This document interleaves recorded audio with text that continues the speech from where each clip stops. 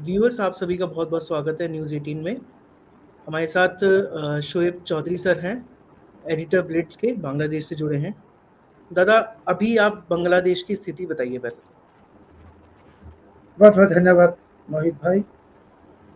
अभी बांग्लादेश में आप जानते हैं कि 17 तारीख जब ये वर्डिक्ट हुआ शेख हसीना जी के खिलाफ, उसके बाद बांग्लादेश की हालत टर्बुलेंट है कि बहुत कुछ हो रहा है और एक तरीके की अनिश्चयता पूरे देश में, और एक आतंक भी है लोगों की दिल में कि क्या होने वाला है।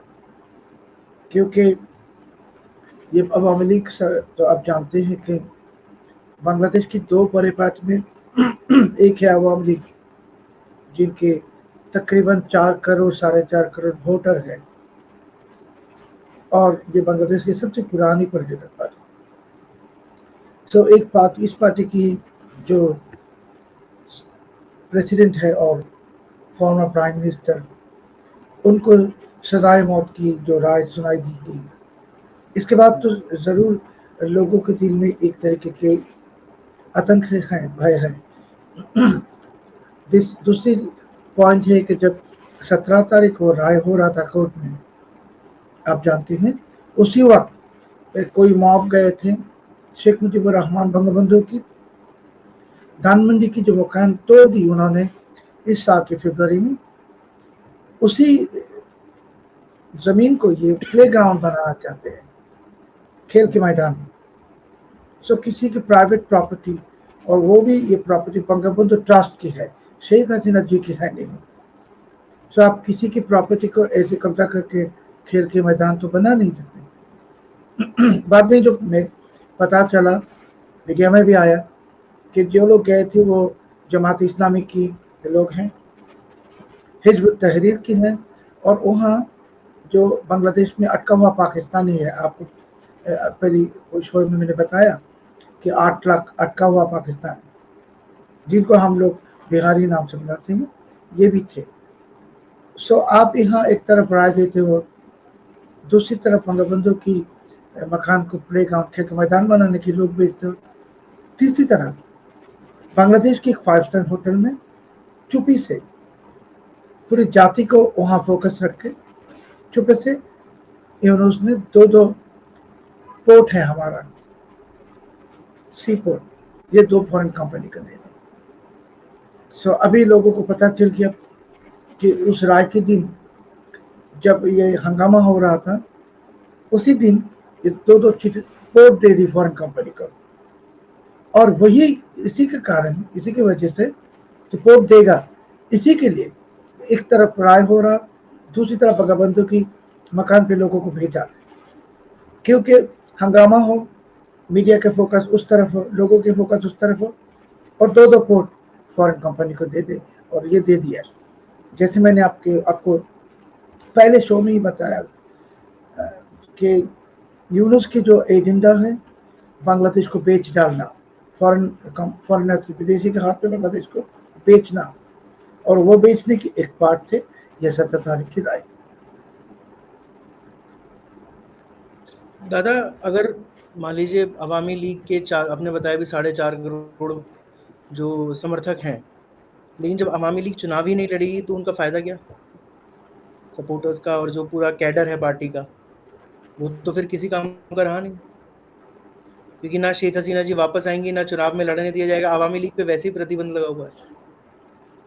देखिए, पहले फरवरी की जो इलेक्शन की बात यूनुस कर रहा है, वो इलेक्शन वो करेगा नहीं।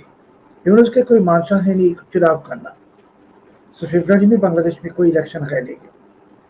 दूसरी जो बात है कि अवामी लीग की जैसी पार्टी, जिसके 4.5 करोड़ वोटर, 4.5 करोड़ वोटर, ये पार्टी को इलेक्शन से इग्नोर करके आप इलेक्शन कर नहीं सकते, इंक्लूसिव इलेक्शन करना पड़ेगा। और आप देखेंगे कि अभी जब हसीना जी को सजाए मौत की राय सुनाई, तो कल ही amnesty international, human rights watch, उसने इसको कंडेम किया। अभी पश्चिमी बहुत मुल्क इसको कंडेम करेगा, और ये इनके लिए बैकफायर करेगा यूनुस के लिए, कि जो पश्चिमी मुल्क पहले यूनुस को सपोर्ट करते थे, यूनाइटेड नेशंस ने भी इसको कंडेम किया। सो ये कंडेम किया तो क्या, क्यों किया कि सजाए मौत वो सपोर्ट नहीं करते। सो हमारे लगता है कि अभी जब मैंने बताया कि इलेक्शन होगा नहीं फरवरी में, जब भी इलेक्शन होगा बांग्लादेश में तो वो इलेक्शन एक इंक्लूसिव इलेक्शन होगा, उसमें अवामी लीग भी पार्टिसिपेट करेगा, सब पार्टी पार्टिसिपेट करेगा। अभी जमात इस्लामी और कोई इस्लामी पार्टी ये चाहते हैं कि अवामी लीग को बाहर रख के, सेकुलर पार्टीज को बाहर रख के पूरे इस्लामिस्ट पार्टी मिलजुल के एक इलेक्शन के नाम पे एक नाटक करें। तो ये कामयाब होने वाला है नहीं। अब देखेंगे आने वाले दिनों में कि ये चुनाव के बारे में भी बात उठेगा और यूनुस फरवरी में कोई इलेक्शन नहीं करेगा। सर कितने, अगर फरवरी में नहीं होगा तो कितना आगे तक खींचने का इरादा है इनका, यूनुस का? फरवरी में अगर इलेक्शन नहीं हुए तो यूनुस कितने आगे तक खींचेंगे इलेक्शन को सत्ता में बने रहने फरवरी के में लिए आपके? देखिए, बांग्लादेश की जो दूसरी बड़ी political party BNP, Bangladesh nationalist party, इन लोगों को अब तक कॉन्फिडेंस है कि इलेक्शन फरवरी में होने वाला है और बीएनपी ने नॉमिनेशन भी दे दी उनके कैंडिडेट्स को। अगर चुनाव फरवरी में करना है तो आने वाले दिसंबर अगले महीने की 15 तारीख तक पावर जाएगा इलेक्शन कमीशन के हाथ। और यूनुस की जो अभी जो अंतरिम सरकार है इसको छोटा करना पड़ेगा इलेक्शन टाइम गवर्नमेंट, वो तो यूनुस करेगा नहीं। तो जब 15 दिसंबर तक ये करेगा नहीं यूनुस, तो बीएनपी क्या करेगा, बीएनपी सड़कों में आ जाएगा इलेक्शन की मांग लेके, डिमांड लेके, और बीएनपी शामिल हो जाएगा एंटी यूनुस प्रोटेस्ट में। सो इसी महीने जो आखिरी महीने हैं यूनुस की जो शांति के महीने, अगले महीने अगर वो कुछ नहीं करता इलेक्शन के बारे में, अगर वो चुनाव को टालने की कोशिश करेगा तो जरूर तब उसके लिए बीएनपी की तरफ से प्रॉब्लम आ जाएगा, चैलेंज आ जाएगा। अवामी लीग तो जरूर यूनुस के साथ नहीं है, बीएनपी की भी यूनुस के साथ नहीं रहेगा। बीएनपी आप जानते हैं इस्लामिक पार्टी है और बीएनपी एंटी इंडिया पार्टी है, मगर ये एंटी इंडिया पार्टी भी चला जाएगी यूनुस के खिलाफ। चला जाने से क्या होगा, जो बीएनपी के वोट बैंक है 35 to 40%, 40% तक बराबर बीएनपी अवामी लीग। सो तो लार्ज पॉलिटिकल पार्टी अगर बाहर चला जाएगा यूनुस के खिलाफ, तो यूनुस के लिए तो कुर्सी संभालना मुश्किल हो जाएगा। अच्छा, कितना अवामी लीग के चुनाव ना लड़ने पर कितना संभव है कि अवामी लीग के सपोर्टर्स बीएनपी को सपोर्ट करें इन केस कि अगर बीएनपी यूनुस के खिलाफ जाती है तो? देखिए, एक एग्जांपल मैं आपको देता हूं कि अगर अमेरिका में कोई रिपब्लिकन पार्टी के जो वोटर है वो तो डेमोक्रेटिक पार्टी को वोट नहीं करते। सो ये अवामी लीग और बीएनपी के बीच में आइडियोलॉजिकल डिफरेंस बहुत बड़ा है। अवामी लीग सेकुलरिस्ट पार्टी है, बीएनपी इस्लामिस्ट पार्टी है। Awami league pro India party है, बीएनपी एंटी इंडिया पार्टी है। Awami league pro anti Hindu party है, नहीं BNP directly anti Hindu party है। जिहादी के साथ बीएनपी की बहुत गहरी रिश्ते। सो अवामी लीग के वोटर किसी को वोट नहीं करेगा सिवाय अवामी लीग। ये एकदम टाइट वोट बैंक 1972 से लेकर 2024 तक जितने चुनाव हुआ बांग्लादेश इलेक्शन, किसी भी इलेक्शन में आप देखते हैं कि जो ऐसे मेजर पॉलिटिकल पार्टी अवामी लीग के जैसे, इसके सपोर्टर दूसरे कोई पार्टी को वोट नहीं देते। हो सकता है अगर अवामी लीग को डायरेक्टली चुनाव में पार्टिसिपेट करने नहीं देगा यूनुस, जो अवामी लीग की जो सपोर्टर्स हैं, साइलेंट सपोर्टर, वो इंडिपेंडेंट कैंडिडेट होकर खड़ा हो जाएगा और वोट उनको मिल जाएगा। मगर मैं कहता हूं कि विदाउट अवामी लीग डायरेक्टली अवामी लीग को चुनाव में पार्टिसिपेट करने की जो मौका नहीं दिया जाए, तो इलेक्शन होगा नहीं। ऐसे ही यूनुस कोई इलेक्शन करने की कोई मानसा उनके है नहीं। सर, जो आपके आर्मी चीफ हैं वकारुज्जमान, वो कितना, अब मतलब अगर इलेक्शन नहीं होता तो वो कितना हावी हो सकते हैं यूनुस के ऊपर? वखरुज़्ज़मान साहब और बांग्लादेश आर्मी तो इंतज़ार में है कि इलेक्शन हो जाए फरवरी में, मगर जैसे मैंने बताया आपको कि अगले महीने साफ हो जाएगा कि इलेक्शन होने वाला है या नहीं है। अगर इलेक्शन होने वाला नहीं है, ऐसे हालत हो जाएगा, तब आर्मी वही करेगा जो आर्मी को करना है। तो हम यूनुस का तख्ता पलट होते देख सकते हैं। जरूर उसके तख्ता पलट तो जरूर होगा। अभी एक सवाल है कि किस तरीके से होगा, कि जनता के आंदोलन के कारण होगा या कोई दूसरी कारण। और आप जानते हैं मोहित भाई के यूनुस को बैठाया अमेरिकी डीप स्टेट ने और पाकिस्तान आईएसआई ने। अभी तो पिछले महीने के अक्टूबर के 25 तारीख तुलसी गवार ने खुलेआम ऐलान कर दी मनामा समिट में कि जो रेजिम चेंज प्लॉट थे अमेरिका की, इससे अभी वापस हट गई है और कभी अमेरिका ये रेजिम प्लॉट चेंज प्लॉट में नहीं है। उन्होंने ये भी कहा तुलसी गवार ने कि रेजिम चेंज प्लॉट में अमेरिका की करोड़ करोड़ हजारों करोड़ डॉलर खर्च हो गई, उनके सैनिक मर गई, और वही देश जहाँ उसने रेजिम चेंज किया वही देश अमेरिका के दुश्मन बन गई। अभी अमेरिका पीछे हट गई रेजिम चेंज से, तो यूनुस के पीछे कौन गए? सिर्फ पाकिस्तानी आईएसआई। पाकिस्तानी आईएसआई एक भिखारी मुल्क पाकिस्तान, जिसके भिख मांगने की कटोरी भी नहीं है। सो अकेला पाकिस्तान कैसे संभालेगा यूनुस को? कुछ नहीं कर सकेगा। यूनुस के आखिरी दिन आ गए।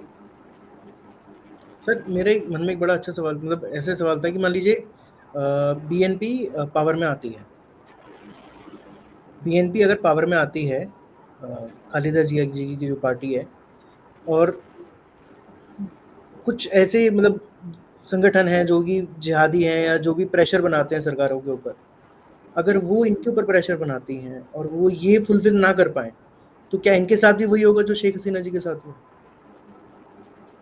बीएनपी पावर में आएगा नहीं, पहली बात होती, क्योंकि यूनुस जो हसीना जी के तख्ता पलट के बाद जो यूनुस आए पिछले 16 महीने में, बीएनपी सारे देश में एक्सटोर्शन कर रहा है, जमीन दखल कर रहा है, टेंडरबाजी कर रहे हैं, सब कुछ क्राइम, फाइनेंशियल क्राइम्स। लोग अभी हैरान हो गई यूनुस के ऊपर और बीएनपी के ऊपर। एक पार्टी को अगर चुनाव लड़ना है तो देखिए कि ये जो यूनुस की टाइम की 16 महीने बीएनपी पूरी की पूरी मौका उठाए पैसा कमाने की, लोगों के ऊपर हमला करने की, मॉब वायलेंस बीएनपी ने किया। अवामी लीग के खिलाफ जितने मुकदमे हैं, जितने हैं हजारों, सब मुकदमा दायर किया बीएनपी की लीडर्स ने या बीएनपी के समर्थकों ने। सो बीएनपी पावर में आने से पहले ही बदनाम हो गई, इसके लिए बीएनपी पावर में आएगा नहीं। अभी चुनाव भी होगा नहीं फरवरी में, एक गैप होगा, उस गैप के बाद चुनाव होगा जरूर, और उस चुनाव में पूरी पार्टी पार्टिसिपेट करेगा। बाद में हम बंगाली ये डिसाइड करेंगे कि किसको हम पावर में भेजेंगे, वोट देके। बंगाली के हाथ में है ये इलेक्शन या वोट, कोई अमेरिकी डीप स्टेट के हाथ में है नहीं, पाकिस्तान के हाथ में भी नहीं है।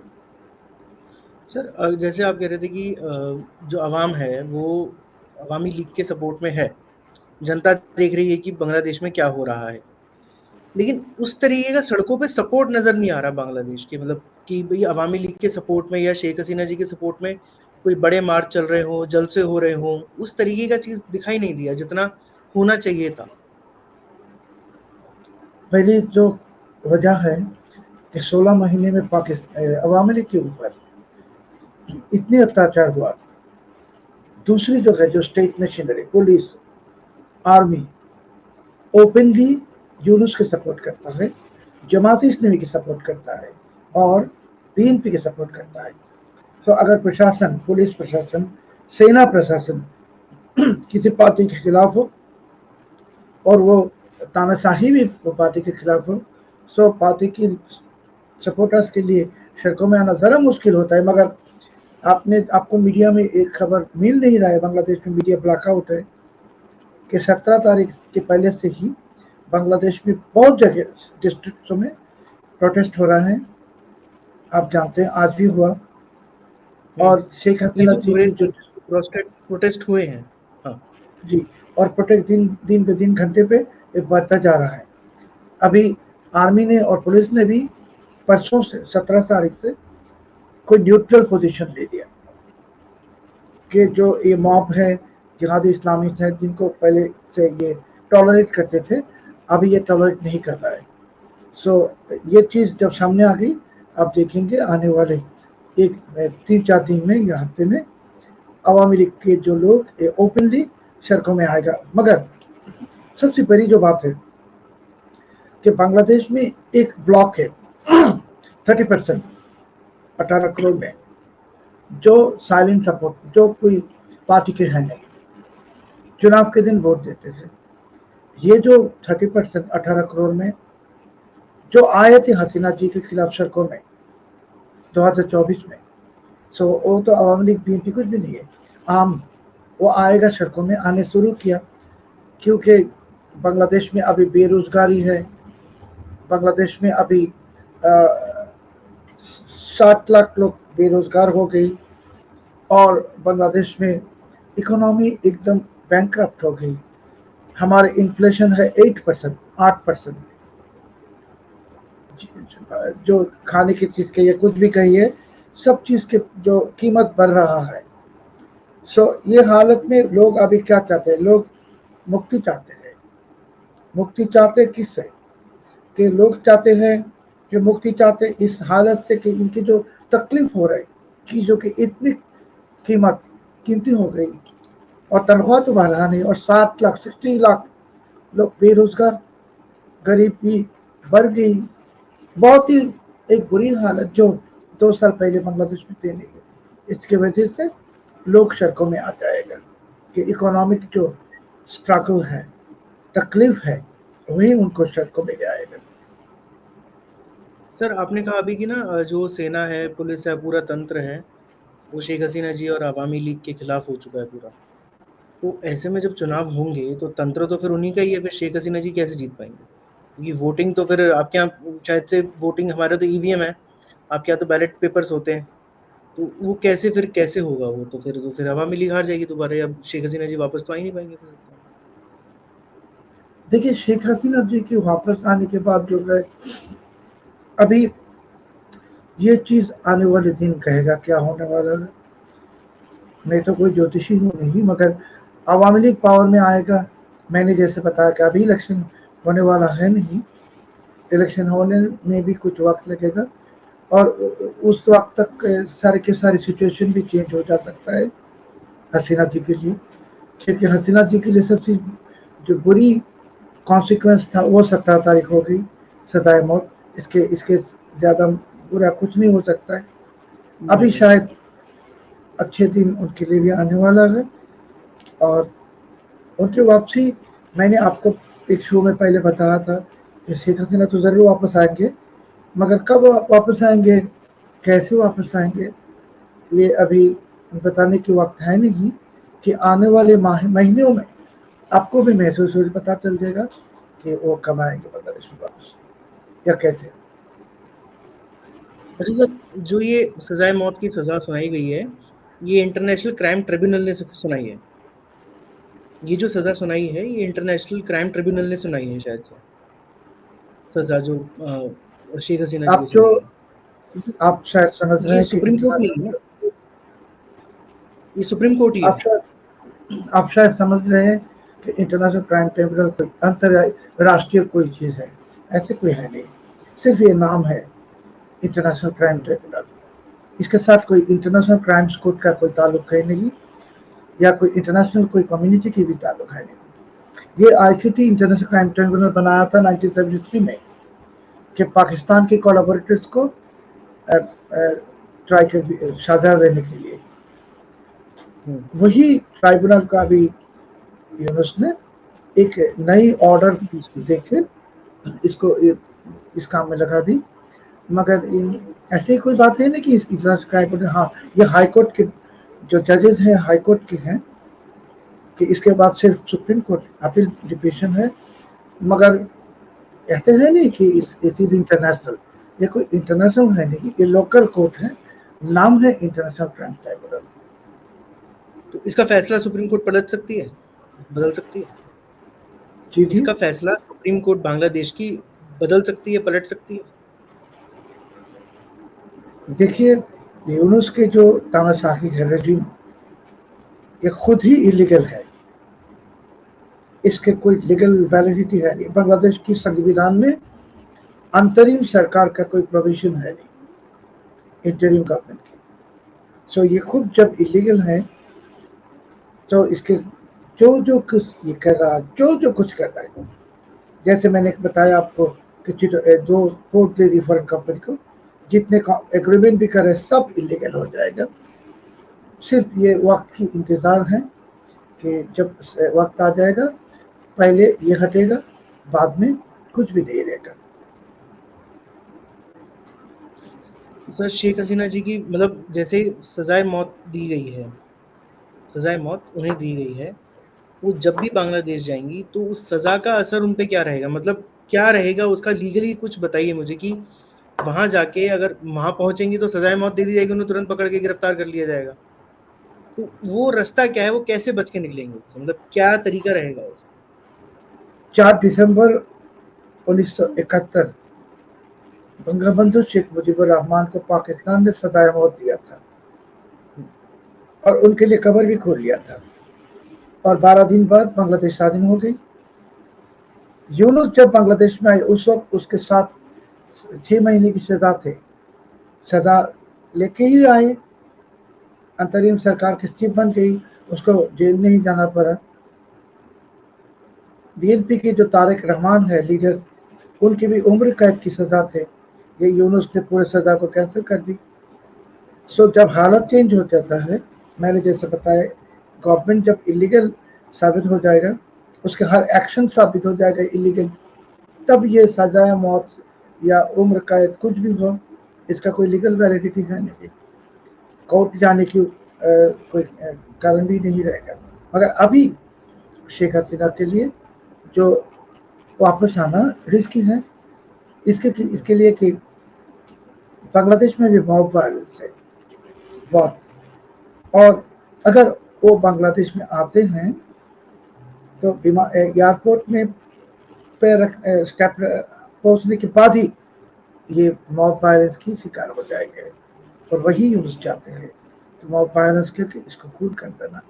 पिछले साल जब चकता पलट हुआ, उस वक्त भी प्लान थे 5 अगस्त हसीना जी को एसेसिनेट करने की, मगर भारत ने उस वक्त हसीना जी को सजेशन दे के ले गई, इनकी जान बचा दी, और बाद में उसको शरण दी, भारत में ही आश्रय दिया।